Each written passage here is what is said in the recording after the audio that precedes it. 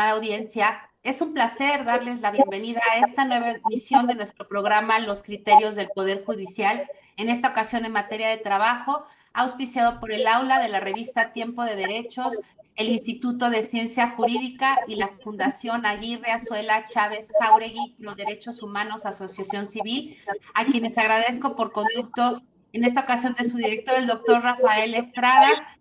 Gracias por este espacio tan importante de difusión y discusión de temas relevantes en el orden jurídico nacional.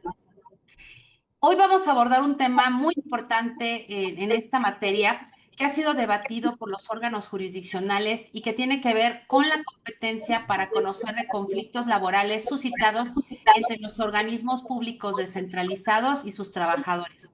Partiendo de la jurisprudencia más reciente del Pleno de la Corte, esto es la 10/2021 de la 11ª época, nuestra invitada de lujo de esta tarde nos va a ilustrar para dar respuesta a varias interrogantes que atraviesan desde la evolución de la competencia para resolver estos conflictos, la porción constitucional y en consecuencia la ley aplicables en el procedimiento y en el fondo, y sobre todo, muy importante, los efectos en el sistema de justicia y en los derechos adquiridos de las personas trabajadoras, del cambio de criterio jurisprudencial en torno a esta problemática.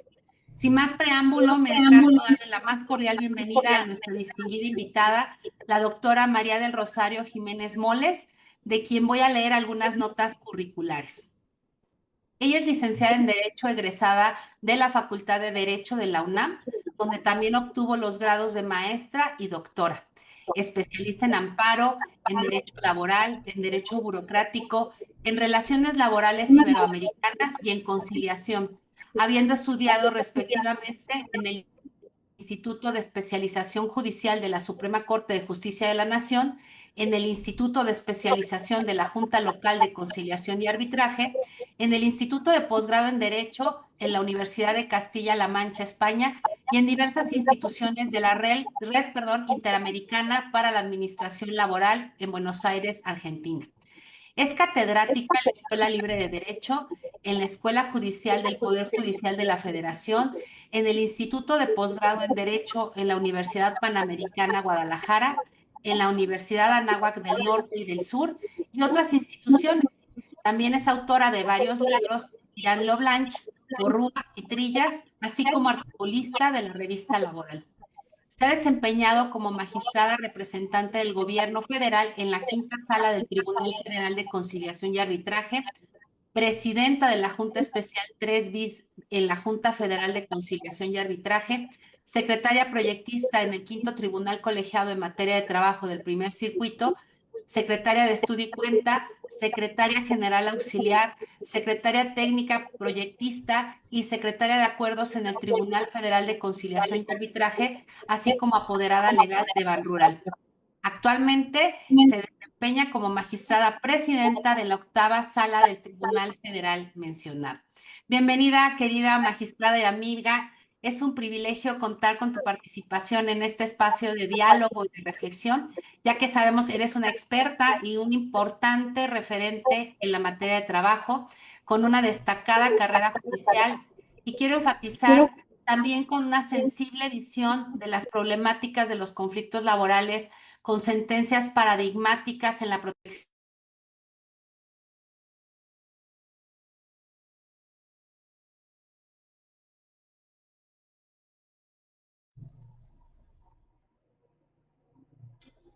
Ay, no te escucho. Ay, ¿ya me escuchan? Ya escucho. Sí. Pues bienvenida, Rosario. Es un privilegio tenerte aquí para platicar y de verdad muchas gracias por aceptar esta invitación. No, al contrario, muchísimas gracias a la Fundación, a Rafa y a ti por esta invitación. Estoy a la orden. Pues, ¿qué te parece si empezamos? Y pues para comenzar, dinos, ¿cuál ha sido la evolución de la competencia de los órganos públicos descentralizados en los tribunales laborales de primera instancia para conocer de los conflictos que se suscitan entre sus titulares y los trabajadores al servicio del Estado?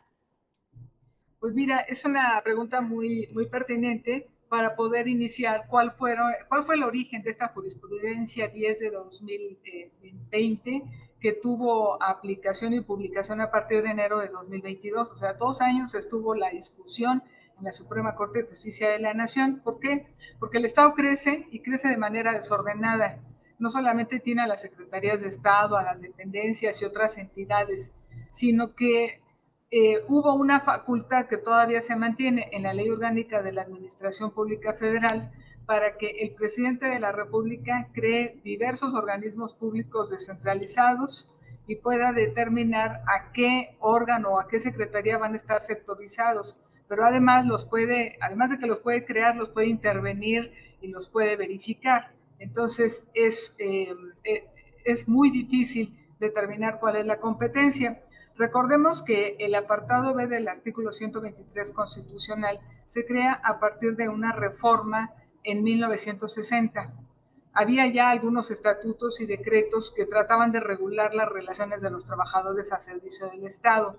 Tuvieron una danza interesante entre que si eran prestadores de servicios profesionales por honorarios y se regían por las leyes civiles, o si eran relaciones administrativas que no tenían mayor injerencia en prestaciones ni ninguno de los derechos laborales que estaban reconocidos en el originario artículo 123. Cuando viene esta división entre un apartado A y un apartado B, se prevé en la fracción 12 del apartado B del artículo 123 constitucional la creación de un tribunal especializado que es el Tribunal Federal de Conciliación y Arbitraje. Y 12 años después se emite y se expide la Ley Federal de los Trabajadores a Servicio del Estado, en cuyo artículo primero se estableció que sería competencia del Tribunal Federal de Conciliación y Arbitraje los conflictos que se suscitaran entre el Estado y los trabajadores a su servicio dentro de las dependencias de Estado del entonces Distrito o Departamento del Distrito Federal, que hoy es el Gobierno del Distrito Federal, y posteriormente de algunos organismos que estableció ahí, el ISSSTE, otros que ya no existen, y ahí se quedaron. Sin embargo, desde ahí empezó el desorden y la fiesta.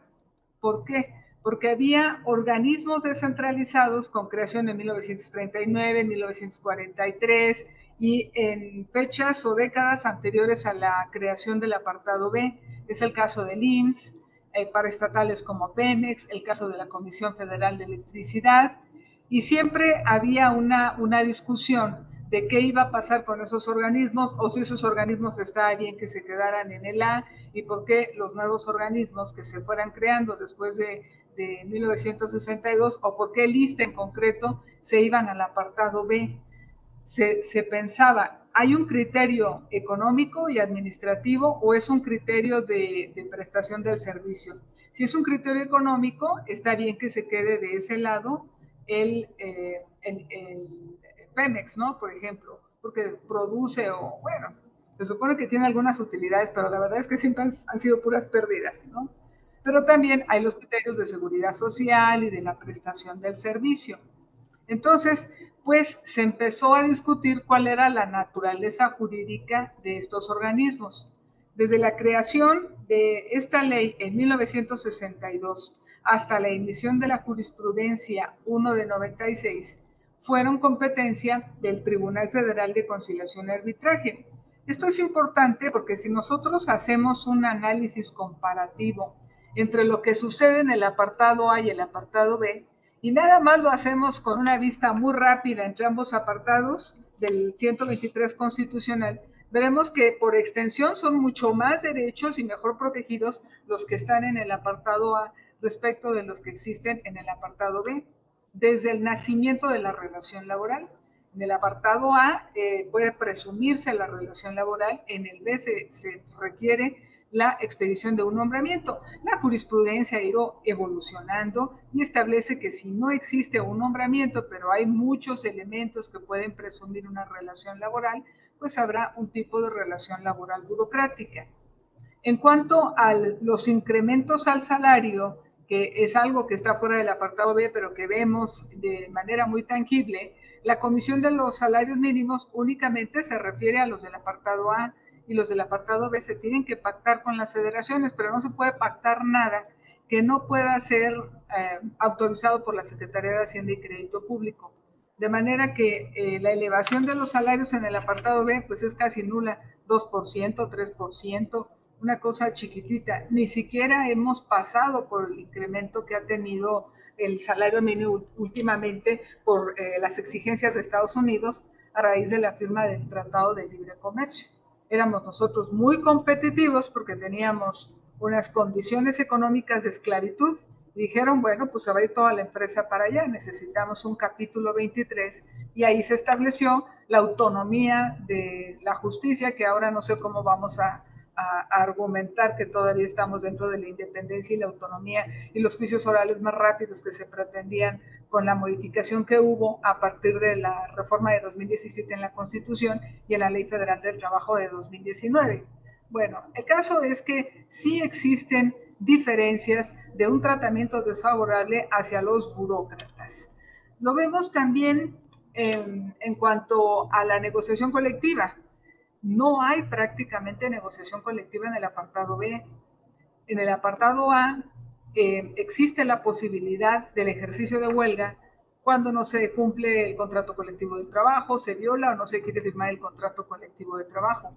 En el apartado B no existe ese ejercicio para esos supuestos porque las condiciones generales de trabajo tienen que ser específicamente fijadas por el titular de la dependencia, oyendo la opinión del sindicato, que no es lo mismo que voy a negociar con un sindicato, y con la autorización de la Secretaría de Hacienda y Crédito Público.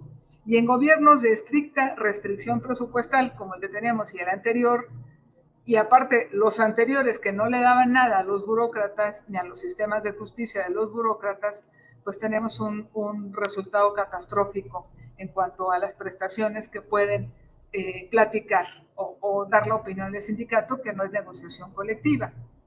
También tenemos formas diferentes de procedimiento. Teníamos un procedimiento muy ágil que falló por el desinterés de todos los gobiernos en la justicia, en las juntas, que era una audiencia muy rápida de conciliación, demanda y excepciones, ofrecimiento y admisión de pruebas, que a partir del 2012 se separó en conciliación, demanda y excepciones, y 10 días después ofrecimiento y admisión de pruebas, y que posteriormente se volvió a configurar en 2019 como una de las exigencias del Tratado de Libre Comercio en juicios eminentemente orales ante tribunales laborales de primera instancia que ya no emiten laudos sino sentencias y que tienen una fase escrita y posteriormente una audiencia preliminar, una audiencia de juicio y el dictado de la sentencia. En el apartado B tenemos una audiencia de ley con un sistema también escrito muy largo por fuera, como si fuera derecho civil, y posteriormente audiencias que pretenden ser orales. Y finalmente el tratamiento cuando se obtiene un laudo, ¿verdad? No como una sentencia, cuando se obtiene una sentencia en el apartado A, el demandado pues tendrá obligaciones de hacer, de reconocer o de dar, y en el caso de las obligaciones de dar, pues existe la herramienta del embargo. En el apartado B se tiene como medida de apremio un peso, porque es una ley de 62 que hablaba de 1,000 pesos como único medio de apremio, y entonces pues la tutela eficaz de la justicia no se da porque se puede acceder a la justicia, llevar un procedimiento, pero finalmente colgar el laudo como de recuerdo porque es altamente difícil poder ejecutar un laudo. Entonces sí es importante la emisión de esta jurisprudencia porque al migrar a los trabajadores la 1 del 96 del apartado B al apartado A, gozaron durante 25 años hasta la emisión y que entró en vigor la 10 de 2021 de toda una serie de prestaciones y de derechos que antes no tuvieron, la prima de antigüedad, una ejecución de adeveras, un procedimiento más ágil, una negociación colectiva, el uso de incrementos con la presión de la huelga, y entonces pues era importante, ¿no? Y esa es la evolución básicamente que se ha dado a partir de la creación de esta jurisprudencia. ¿Cuáles son los criterios que tuvo aquel pleno en 1996 para definir si los organismos públicos descentralizados tenían una naturaleza jurídica que los sacaba del apartado B? Bueno, pues ellos consideraron que su naturaleza era la de ser empresas del tipo paraestatal y que estaban en la fracción 31 del apartado A del artículo 123. los equiparó a una empresa. Entonces, bueno, pues en ese momento pues no se había hecho la distinción entre si se trataba de algún organismo público descentralizado que generaba algún tipo de participación económica, con la participación del Estado, alguna utilidad económica, o tenían solamente algún tipo de prestación de servicio. Caso de Talleres Gráficos de México y de Caminos y Puentes Federales de Ingresos, de CAPUFE. Entonces, ahí ese criterio, pues a lo mejor sí fue muy, muy fuerte. Por otra parte, pues decían, no pertenecen a la Administración Pública Federal, decía ese pleno, porque quien los crea y los vigila de cerca es el presidente de la República, porque no puede dividirse y tener y abarcar todas las funciones que le dan como titular del Poder Ejecutivo, de manera que requiere de estos organismos, los sectoriza una secretaría y los está vigilando constantemente. Y bueno, existía entonces una jurisprudencia que decía que aun cuando tengan personalidad jurídica y patrimonio propio, los organismos públicos descentralizados son parte integrante de la Administración Pública Federal en su faceta paraestatal. El segundo criterio es por las funciones, ¿verdad? Dice, no tiene por objeto el despacho de negocios de orden administrativo.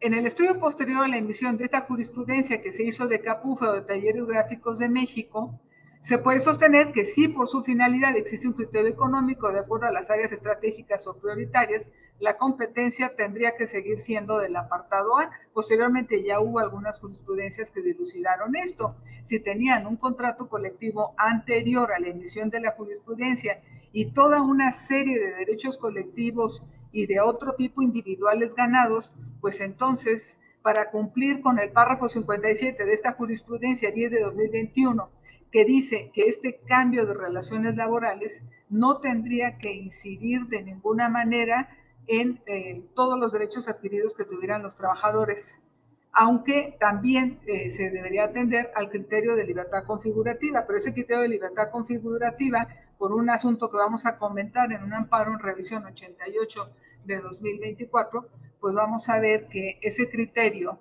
tiene que supeditarse a que si después en la firma de un contrato colectivo de trabajo se pactó que ellos preferían regirse por el apartado A, no importaba si el decreto de creación los mandaba al apartado B. Bueno, hay muy pocas certezas, hay muchas disposiciones, hay mucha jurisprudencia, la jurisprudencia más o menos va ordenando las cosas, pero todavía existen muchos problemas.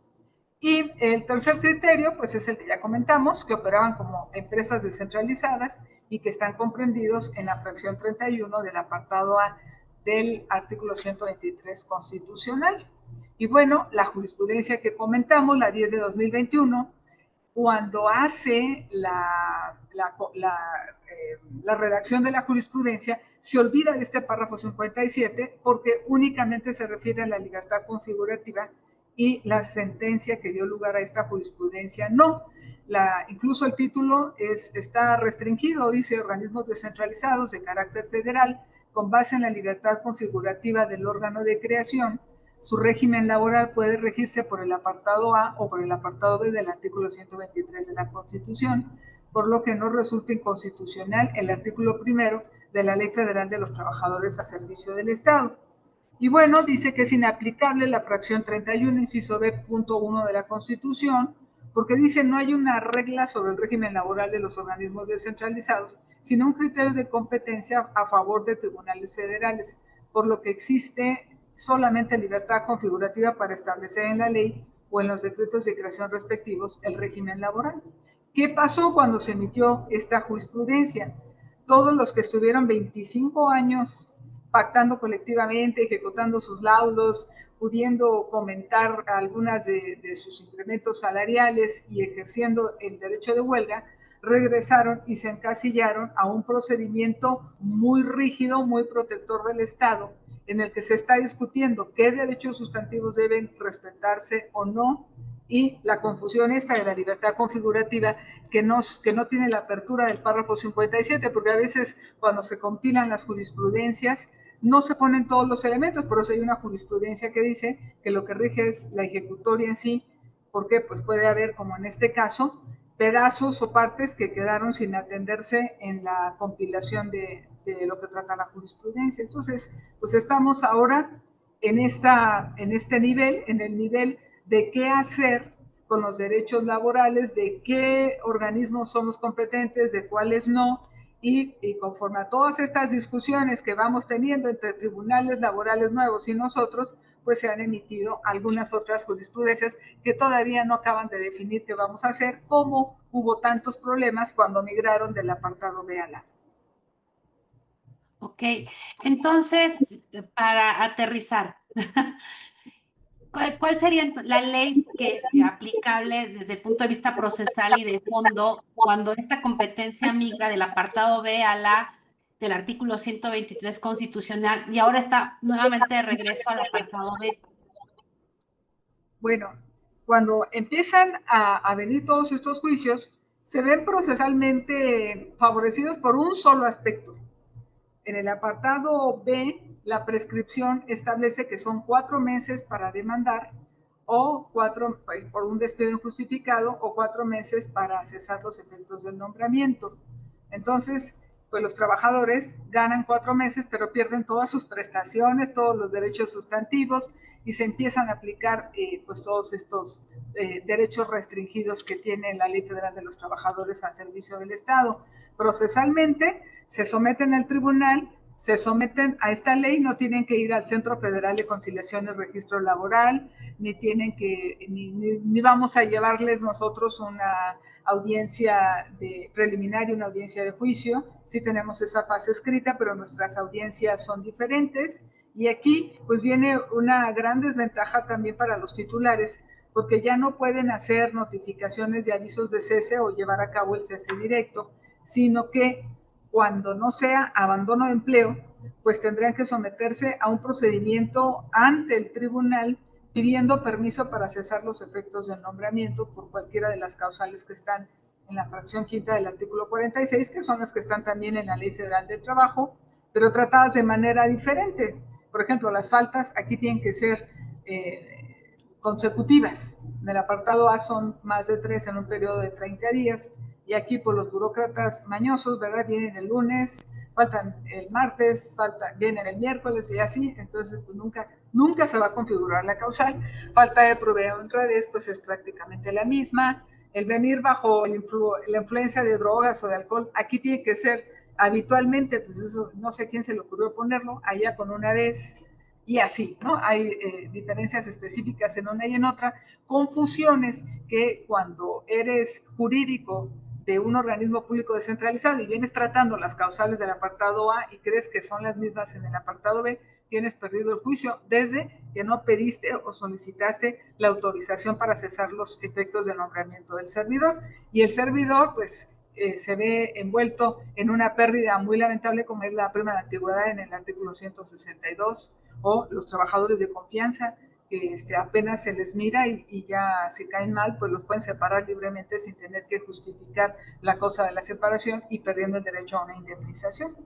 Entonces, procesalmente es nuestra ley, sustantivamente también, aunque en conciencia, si el párrafo 57 de la jurisprudencia, que dice exactamente, ¿qué dice exactamente? Que ninguno de los derechos adquiridos podrían perderse, pues si tienen algunas prestaciones adicionales que no están en la ley burocrática, pues yo ya empiezo a hacer mis laudos dándoles y otorgándoles esas prestaciones que adquirieron. Es importante subrayar que la publicación y la vigencia de la nueva jurisprudencia no podrá modificar situaciones de hecho ni generar afectación a la seguridad social, tanto de las instituciones como de los trabajadores, por lo que no podrán lesionarse los derechos que los trabajadores hayan obtenido a través de las negociaciones individuales o colectivas.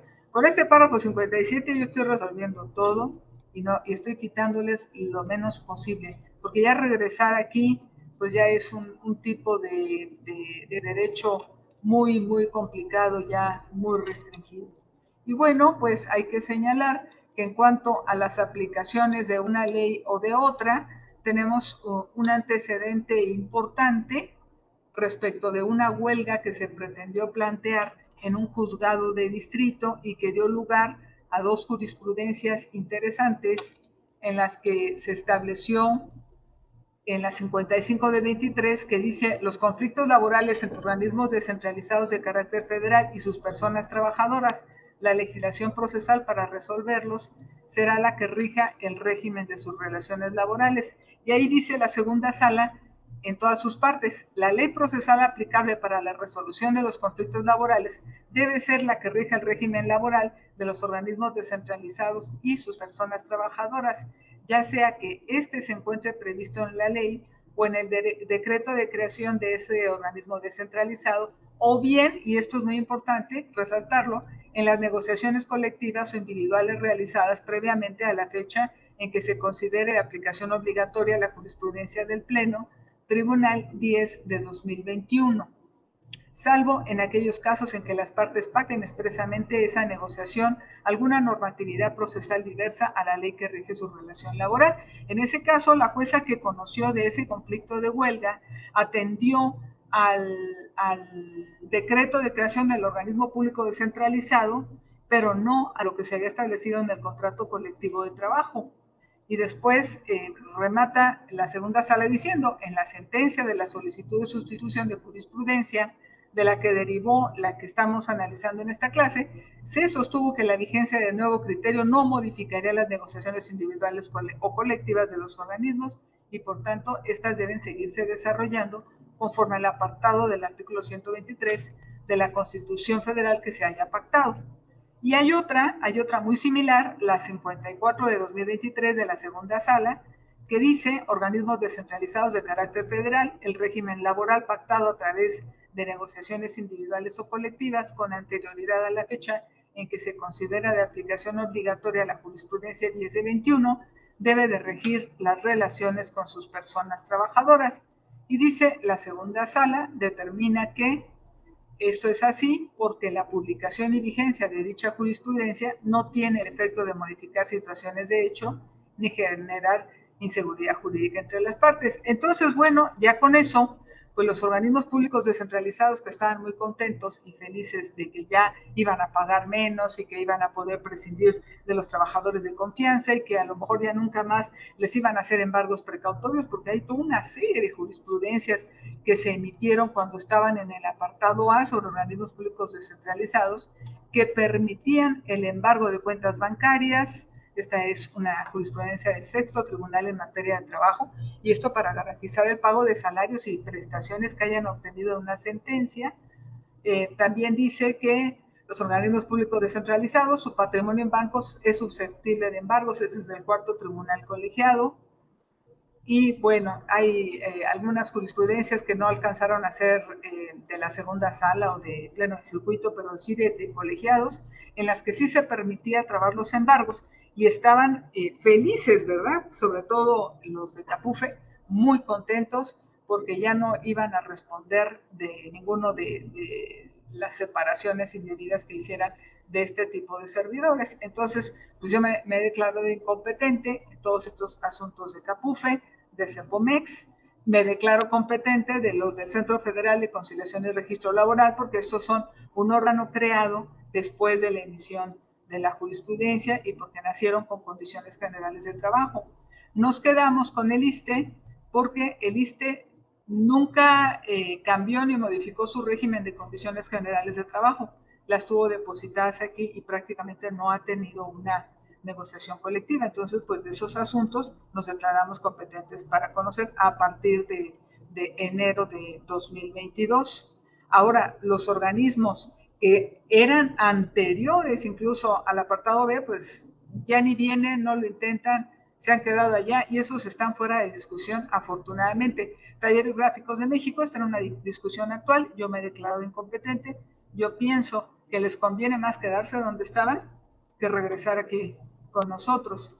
Y pues hay uno muy grande que se está haciendo, que es un elefante blanco, que es el IMSS Bienestar, que no es propiamente el IMSS ni el ISSSTE, sino que son los nuevos pactos que se hicieron con todos los estados a través de convenios, en los que los doctores migraron del IMSS para dedicarse a estos nuevos centros de atención, pero no acaban de funcionar no acaban de tener los insumos y los medicamentos, pero ya tienen conflictos laborales. Entonces, ahí yo tengo que distinguir si el conflicto deriva de ese organismo que era del apartado A por relaciones del apartado A, me declaro incompetente, aunque hayan sido transferidos al IMSS Bienestar, o bien por violaciones que actualmente tengan con motivo de su transferencia, entonces sí me los quedo.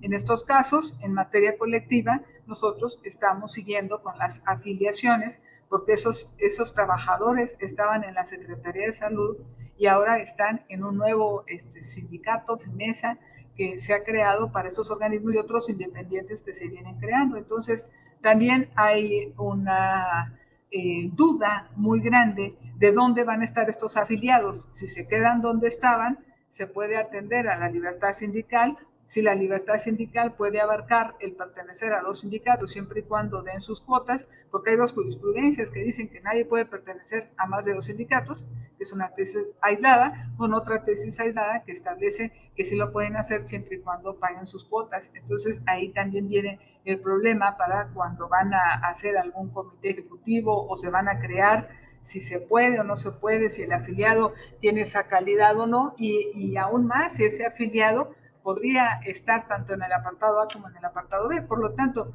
el problema que se está gestando hoy por hoy, pues es muy grande para saber exactamente qué legislación y qué hacer en materia individual y en materia colectiva.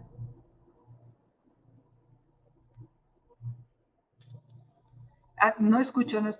Creo que está sin... Ya está. Con Sí, estos gracias. cambios, es que yo no sé por qué se me apaga el micrófono. Sí.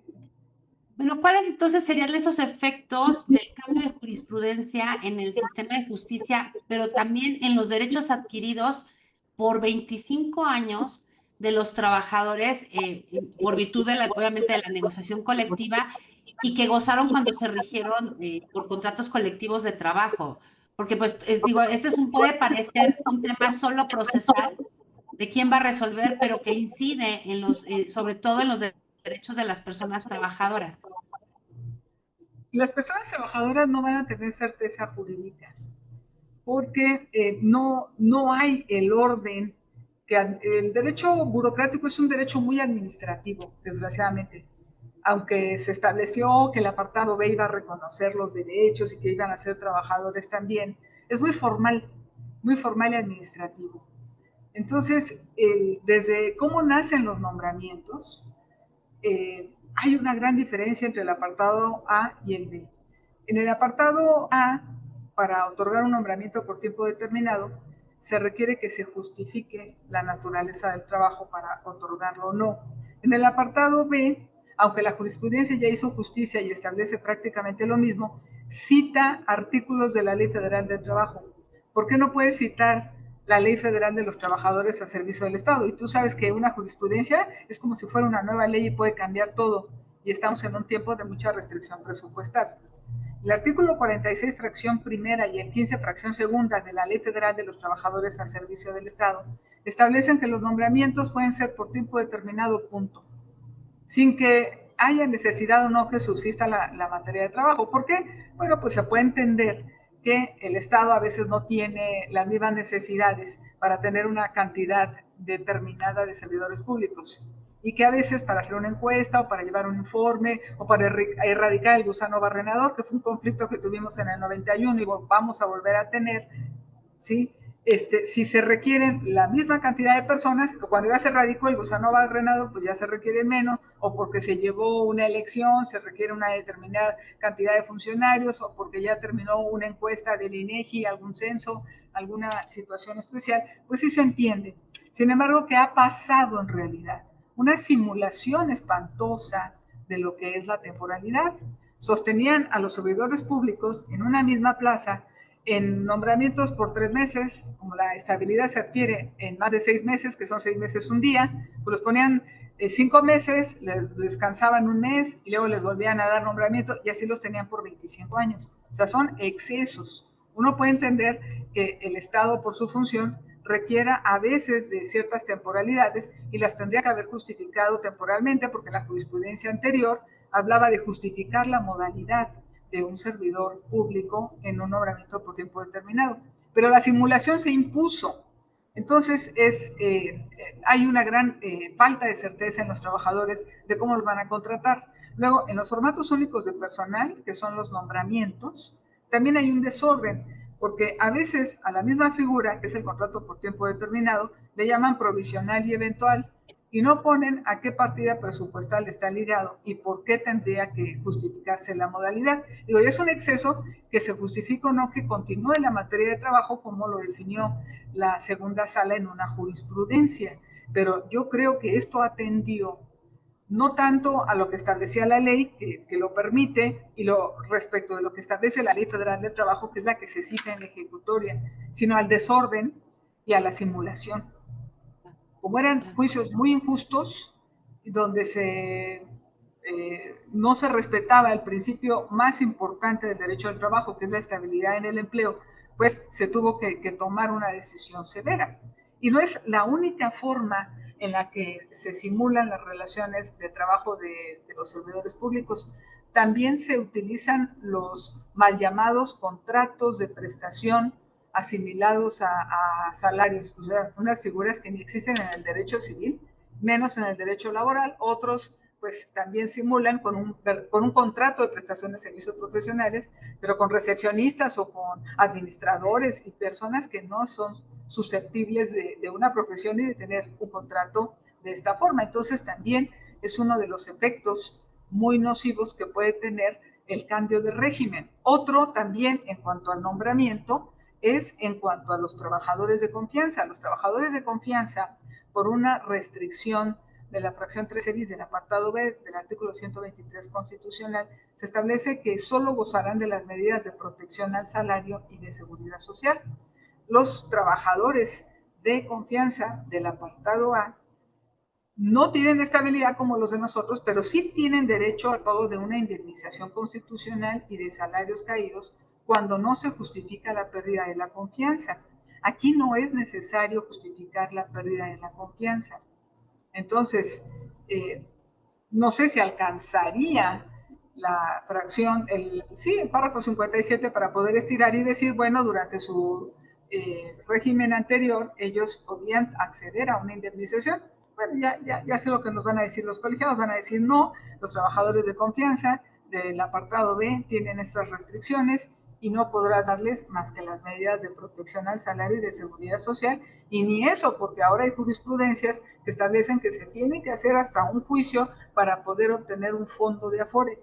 Entonces nada más se está jineteando el dinero del trabajador y a la hora que lo recibe ya pasó mucho tiempo después, ya utilizaron su dinero y ya tuvo que hacer un juicio.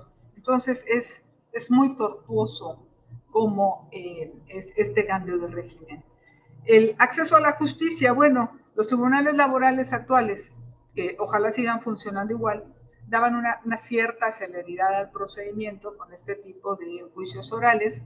Ahora pues se dan juicios muy largos y ya como no se permite el despido directo, pues tendrán que padecer un permiso para que cesen los efectos de su nombramiento y posteriormente impugnar esa resolución que autoriza o no el cese, con la desventaja de que hay una figura de suspensión para los ceses que estén dentro del inciso A, que son faltas de probidad y honradez o graves, diferentes a las faltas de asistencia o meramente administrativas, y que no estarán devengando tampoco sus salarios. La negociación colectiva, pues perdidísima. La posibilidad de la huelga está muy bonita en el 148 de la ley. Dice que solamente las 2/3 partes, solamente se darán los supuestos de esta pérdida cuando a las 2/3 partes se le viole todos los derechos que consagra la ley, las condiciones, todos los que existen a las 2/3 partes. Pues está muy difícil. No lo encuentro de momento, pero así dice. 94.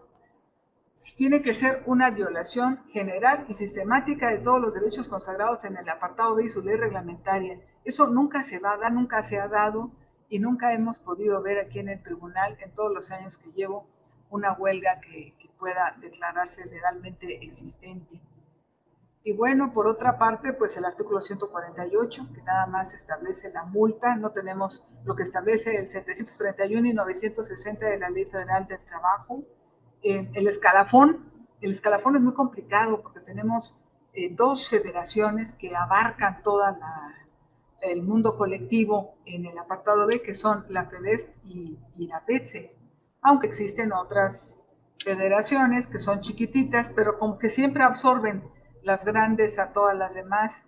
Entonces, es muy difícil que puedan tener un escalafón. Existen, claro, unos regímenes especiales, como es el servicio profesional de carrera, que no acaba de ser tampoco muy favorable, porque cuando se advierte o se demuestra que no se siguió el procedimiento que establece el artículo 60 de la Ley de la Administración Pública Federal del Servicio Profesional de Carrera y el artículo 81 del reglamento, que dice que cuando no se llevan esos procedimientos se les debe de restituir por un criterio jurisprudencial, el 115, ahora podemos decir quién lo hizo, 115 del 93, fue Pérez Dayán, dijo, bueno, pues vamos a darles una pequeña indemnización, así como premio de consolación, que es a la que se refiere el artículo 10, fracción 10 de esa ley, y esa indemnización tendrá 20 días por año, pero no así salarios caídos. Entonces, pues no se respeta el artículo 81 del reglamento, que dice que serán restituidos, y la mejor manera de restituir a un servicio profesional de carrera, pues es la reinstalación,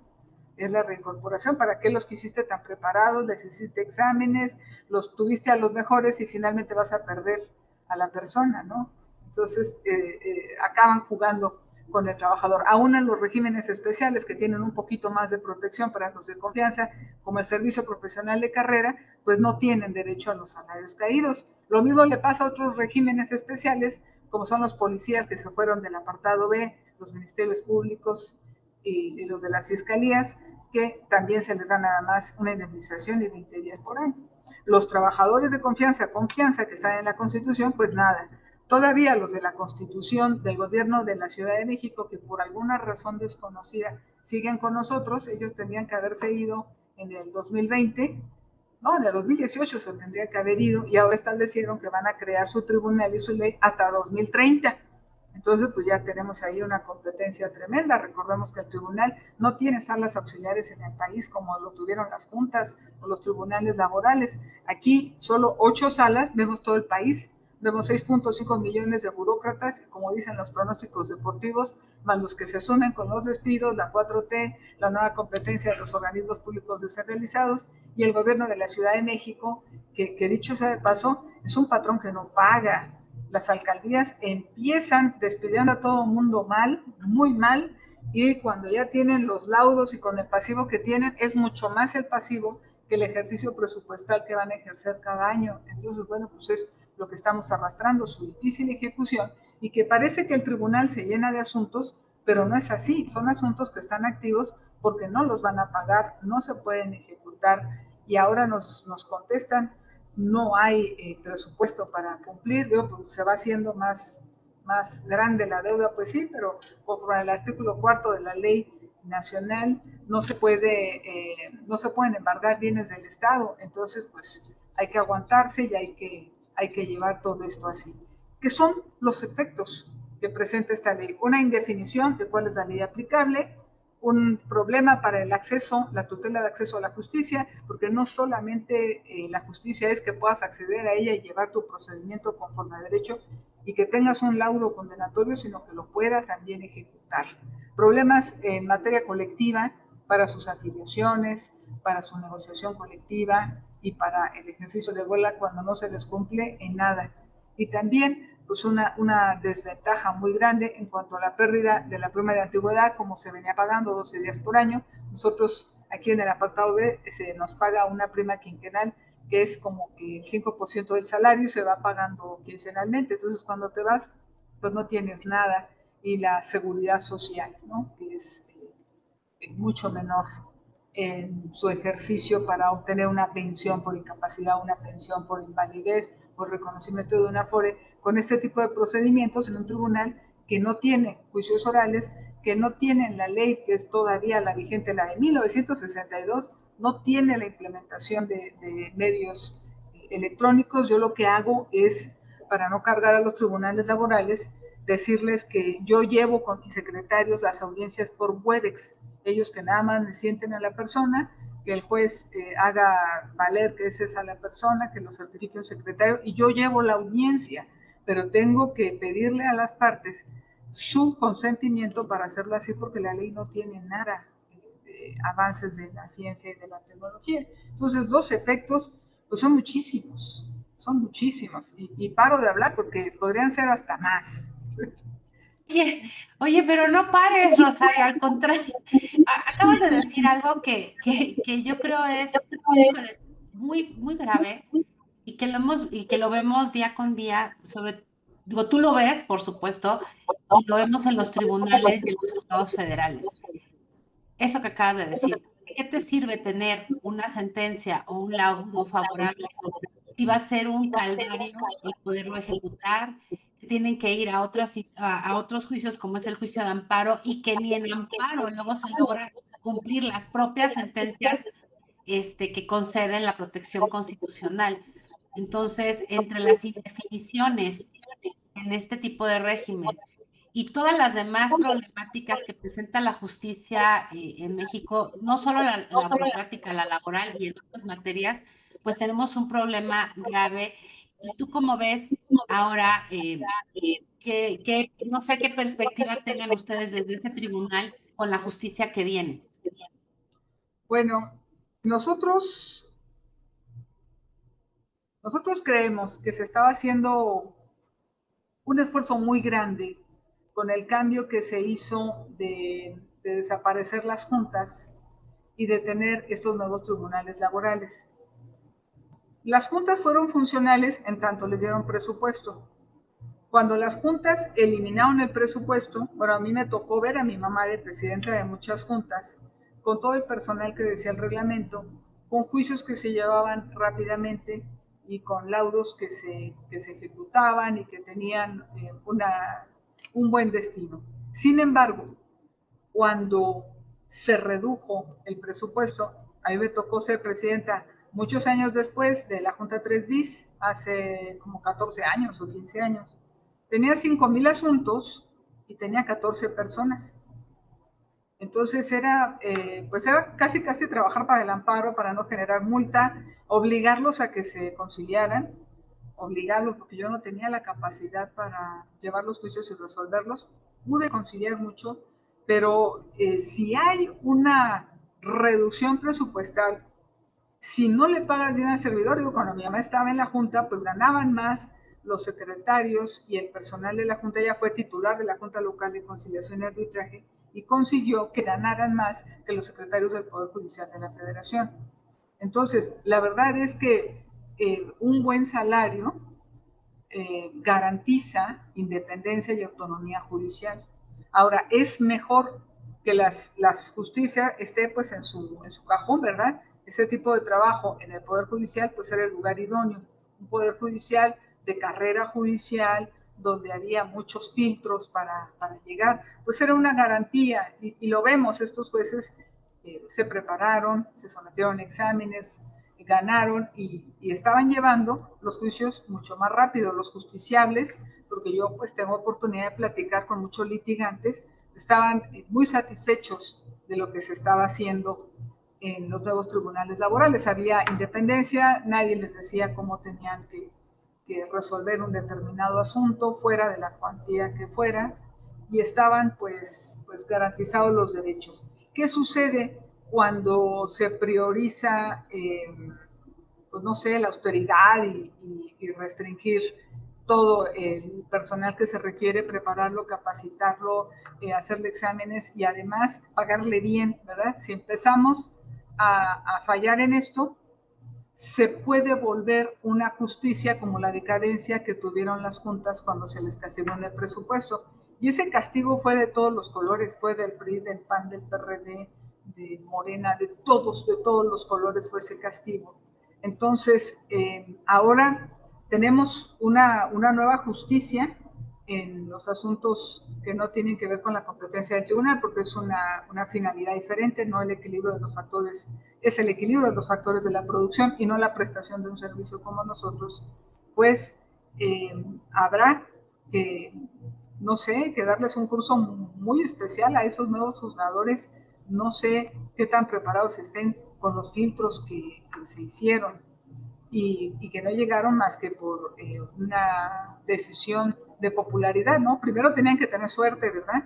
Tenían que ser juzgadores con mucha suerte para estar dentro del proceso, y el segundo paso era tener popularidad y los medios económicos para hacer una campaña en igualdad de condiciones respecto de los demás. Vemos que hay quienes se adelantaron, ¿verdad? Por muchos meses antes, casi un año, y otros que solamente tuvieron ese tiempo, otros que fueron con estructuras, ¿no? Quizás sindicales o de otro tipo o de partido, y otros que fueron solos. Entonces, pues ya desde la contienda ya no hubo un equilibrio. Bueno, tendrán que ser muy preparados, ¿no? La otra situación es que se conserven las prestaciones, porque si empieza a haber un bajón de salarios, pues ya no vas a garantizar que el actuario, que el secretario y que el juzgador tengan la calidad que se requiere. No es lo mismo la alineación del Chelsea que la alineación de los reboceros de la Piedad en bajada en segunda división. No es lo mismo. Quieres un jugador de excelencia, pues lo necesitas bien comido, bien alimentado, bien preparado, y que pueda hacer frente a esa función tan importante que es la última instancia, salvo asuntos de constitucionalidad, para resolver de la mejor manera posible. Entonces, el pronóstico es reservado hasta ver qué puede suceder. Estoy de acuerdo contigo, querida Rosario. Oye, pues qué interesante todo lo que hoy nos has comentado en torno a esta jurisprudencia, en torno a los efectos, pues a todo lo que viene de inseguridades, de indefiniciones también, y lo lamentable es que en el centro están las personas trabajadoras, que son las que de entrada sufren el impacto de no tener bien definidos estos temas, ¿no?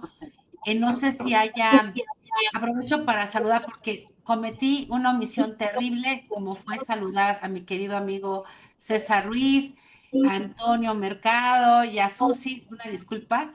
No sé, César, Rafa, si tengan alguna pregunta que quieran plantear a la magistrada Jiménez Moles.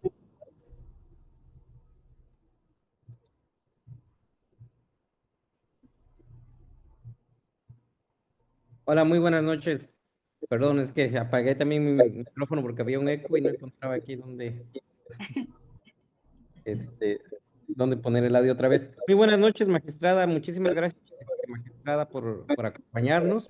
Y un excelente programa, como siempre. Yo tengo el gusto de conocerla de hace tiempo y pues, nada más Claro. reiterarle mi admiración por su implacable trayectoria. Y pues muchas gracias por esta sesión en la que realmente de una manera muy didáctica nos explicó muy bien la situación en la que se encuentran actualmente los trabajadores democráticos. Esperemos que este cambio que se avecina, que ha sembrado a todos los poderes judiciales y a todos los tribunales, no impliquen una mayor problemática de las que ya tienen hoy los trabajadores burocráticos. Esperamos que una vez que esto comience podamos contar de nuevo con sus impresiones. Me imagino que en las primeras semanas posteriores al 1 de septiembre sabremos qué tanto impacto han tenido esta reforma judicial en los juicios laborales. Entonces, pues esperamos que podamos contar de nuevo con la presencia magistrada. Claro que sí, con mucho gusto. Y bueno, pues sí, vamos a ser observadores nosotros, porque con independencia de la trinchera donde nos encontremos, se trata de la justicia a todos. Y nosotros podemos ser justiciables también en algún momento determinado, ¿no? Entonces sí vale la pena que todos hagamos un diagnóstico muy serio de lo que se viene, que no es fácil. Así es. Pues muchísimas gracias, doctor Estrada. Sí, muchas gracias, señor director. Pues yo quería, primero que nada, saludar y felicitar a mi muy querida y admirada amiga, la magistrada María de Rosario Jiménez Moles, compañera de varias batallas, y yo agradezco mucho haber podido tener junto con ella. Agradecer, como siempre, las invitaciones que hace de asistentes de excelencia a este programa que coordina tan atinadamente la magistrada Gómez Villanueva, y adherirme a los comentarios que aparecen en las preguntas y respuestas en la sección, ¿no? Que dice Ángel Silva León, muy interesante todo el tema, gracias, doctora María de Rosario Jiménez, excelente reflexión y analogía, sostiene César Enrique Ramírez Casasola. Yo creo que ese es el caso. Estas reflexiones que además nos proyectan hacia un futuro incierto son de excelencia. Y no por la preocupación debemos renunciar a la capacidad de proponer, no diría yo solo paliativos, sino soluciones de fondo que terminarán por llegar cuando la prudencia, que está siempre asociada a la jurisprudencia, por obvias razones, termine por prevalecer, que yo estoy seguro que llegará más temprano que tarde ese momento de sensatez. Y sí, observar, observar, observar, como dice María del Rosario, todo lo que se pueda, ¿no? Esa es la obligación de quienes más o menos tenemos una embarradita de conocimientos en estas materias. No permitir que se nos sigan pasando bolas rápidas para el desmontaje de nuestro Estado constitucional y democrático de derecho. Así es que, pues, un abrazo muy, muy fuerte y, Maru, si hay por ahí preguntas en el chat del Zoom, pues eh, es todo tuyo, tu micrófono. Gracias. Yo ya no veo más preguntas. No sé si alguien, solamente tengo acceso a algunas, bueno, las que ya comentaste, querido Rafa, pero no veo ninguna otra. Así es que si antes de despedir el programa, pues tanto la fundación como el instituto, la revista, te extienden un reconocimiento, querida Rosario, por tu participación de esta tarde, que ha sido excelente y que siempre nos dejan muchos temas para reflexionar. Un reconocimiento por tu intervención en este programa, tratando este tema de conflictos entre organismos públicos descentralizados y sus trabajadores. Y este reconocimiento lo escriben el doctor Rafael Estrada Michel, director general ejecutivo de Tiempo de Derechos, y el maestro César Alejandro Jiménez, director ejecutivo de la Fundación Aguirre Azuela Chávez Jauregui Pro Derechos Humanos Asociación Civil. Así es que mil gracias, Rosario, por aceptar la invitación y mil gracias por esta tarde tan espléndida contigo. Y también a todas las personas, los 30 asistentes que hoy se conectaron para escucharte, muchísimas gracias. Espero sigan haciéndolo.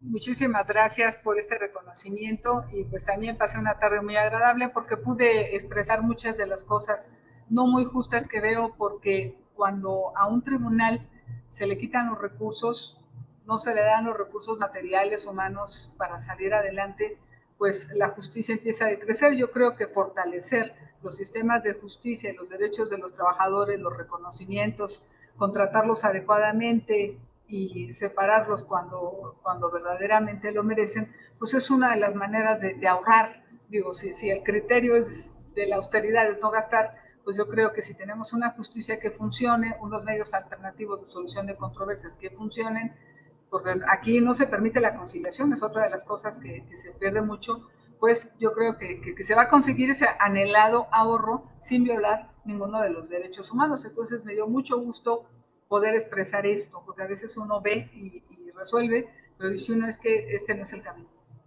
Gracias. Pues no sé si tengan algo más que agregar nuestros anfitriones. Y si no, pues despedimos este programa y nos vemos en la siguiente ocasión. Acuérdense que cada jueves pueden disfrutar de los programas de los criterios del Poder Judicial en distintas materias, y nosotros nos estaremos viendo en materia de trabajo alrededor de, ¿qué será? Como dentro de un mes aproximadamente.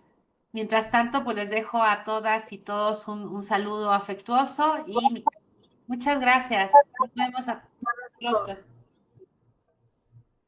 Gracias. Hasta luego.